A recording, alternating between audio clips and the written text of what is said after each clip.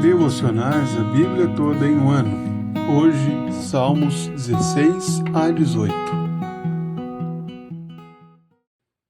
No Salmo 16, Davi se recomenda a proteção divina. Ele fala sobre a proteção do Senhor e os benefícios que ela concede a todos os que o buscam. Davi começa esse salmo com uma espécie de oração, clamando para que o Senhor o guarde. Esse clamor é distinto de outros clamores de Davi ao Senhor por socorro.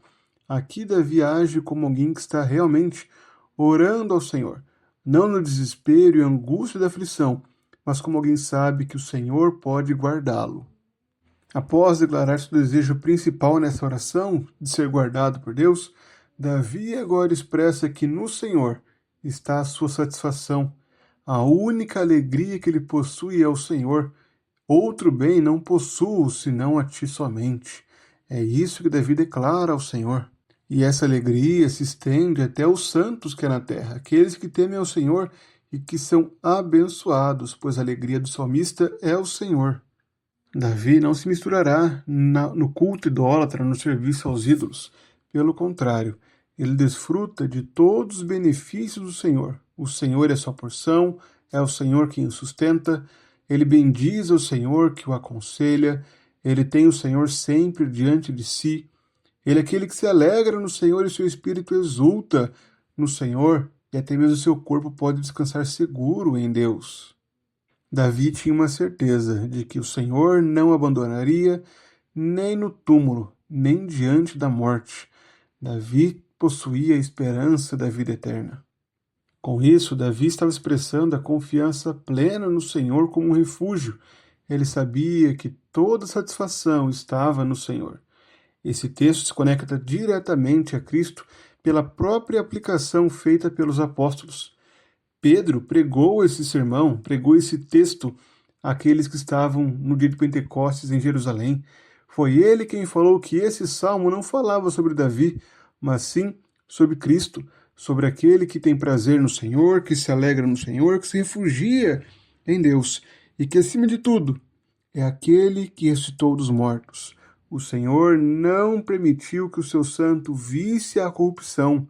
Pelo contrário, ele ressuscitou a Jesus Cristo dos mortos.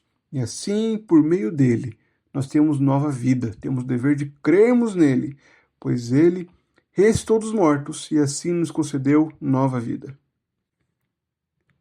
O Salmo 17 mantém a mesma linha do Salmo 16, porém com uma mudança no tom.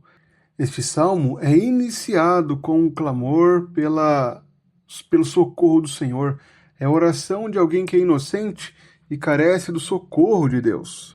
Após clamar ao Senhor e pedir que ele dê ouvidos à sua oração, ele então se coloca à disposição do Senhor para ser sondado. Sondas o meu coração de noite e me visitas. Provas-me no fogo e não encontras em mim nenhuma iniquidade. A minha boca não transgride. É algo semelhante ao que vimos em Jó. Nos versículos centrais do Salmo, o salmista renova o seu apelo. Ele pede que o Senhor mostre as maravilhas da sua bondade, que o Salvador conceda refúgio a ele. Ele pede que o Senhor o guarde como a menina dos seus olhos e que o proteja dos perversos que estão o oprimindo. Na parte final, o salmista novamente clama pelo socorro de Deus. Levanta-te, Senhor, enfrenta-os e arrasa-os. Com a tua espada, livra minha alma do ímpio. Agora o salmista novamente repete toda a opressão que sentia e clama para que o Senhor intervenha. Esse salmo mostra e mostrava aos leitores originais que o justo pode sim clamar por justiça, que é lícito que o crente clame quando ele sofre injustamente. Ele pode pedir livramento dos inimigos que estão oprimindo, dos arrogantes que o cercam. Cristo entende bem o que é ser cercado por homens ímpios e esperar calmamente pela justiça de Deus enquanto eles atacavam como leões. Entretanto, Cristo entregou toda a sua súplica ao Senhor. Ele reconheceu que toda a justiça estava nas mãos do Pai e que ele derramaria o cálice da sua ira no momento apropriado. Assim, esse salmo nos ensina a perseverarmos, a permanecermos firmes, mesmo diante de opressões, de aflições e de lutas. Podemos sim clamar ao Senhor por justiça, mas temos o chamado de perseverarmos apesar de toda a injustiça que nos cerca. O Salmo 18 é uma cópia do Cântico de Davi que aparece em 2 Samuel capítulo 22. Os primeiros 3 versos desse cântico preparam e introduzem esse cântico de vitória. Em seguida, Davi narra toda a aflição que ele desfrutava. Laços de morte o cercavam, as torrentes de perdição impuseram terror.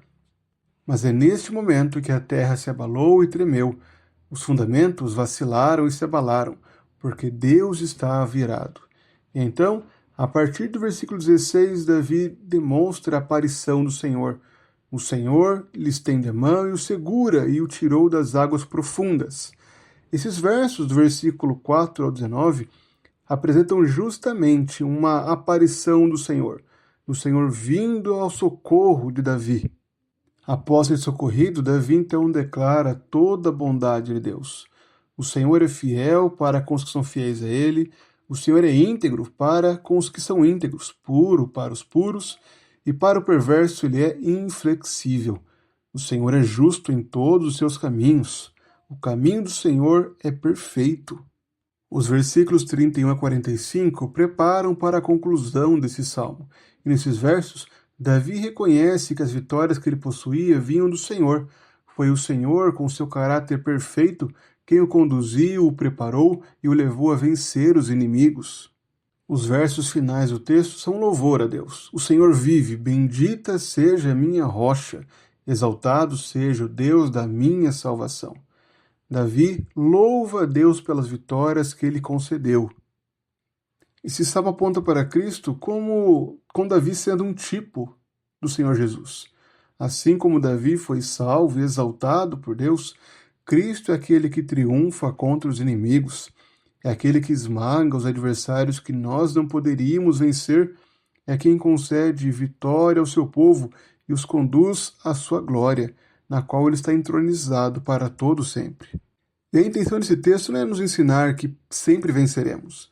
Esse não é um texto triunfalista, mas sim que mostra que o Senhor venceu por nós.